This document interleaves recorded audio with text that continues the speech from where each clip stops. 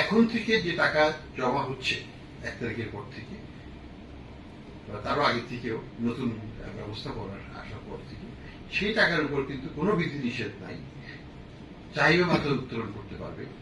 সেই টাকার উপর একেবারেই বাজার ভিত্তিক রিটার্ন দেওয়া হচ্ছে এবং সেটা তাদের জন্য লাভজনক হবে এবং ভবিষ্যতে এই ব্যাংকগুলো আমানতকারীদের পুরোপুরি নতুন আমানতের পুরোপুরি অর্থই তারা ফেরত দিতে পারবে। পুরনো আমানতের অর্থ 2 বছরের মধ্যেই সম্পূর্ণভাবে তারা ফেরত দিতে পাবেন।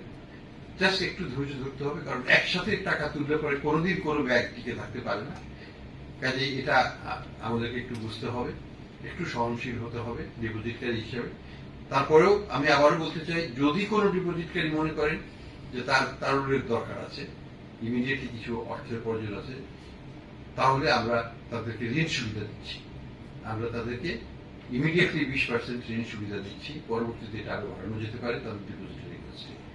তো এটাও একটা তারুণ্য, তাদেরকে তারুণ্য দেওয়ার জন্য আমরা একটি ব্যবস্থা নিচ্ছি। আমরা আশা করি যতদূর সম্ভব তাদের কষ্ট পুরোপুরিভাবে লাঘব করা সম্ভব নয়, কারণ একটা অসম্ভব রকমের বড় জালিয়াতি, চুরি, ডাকাতি হয়ে গেছে ব্যাংকগুলোতে।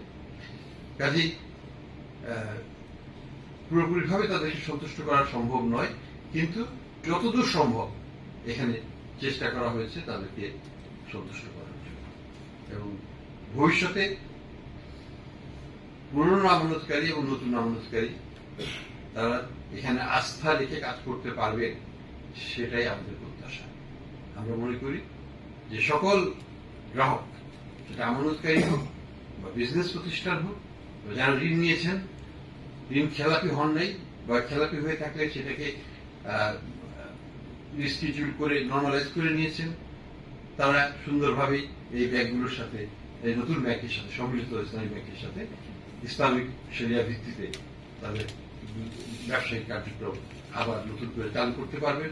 কোনো অসুবিধা হবে না। যদি কোনো অসুবিধা হয় অবশ্যই গ্রাহকদের অধিকার আছে বাংলাদেশ ব্যাংকের জানানো, আমরা সেটা প্রতিকার করার ব্যবস্থা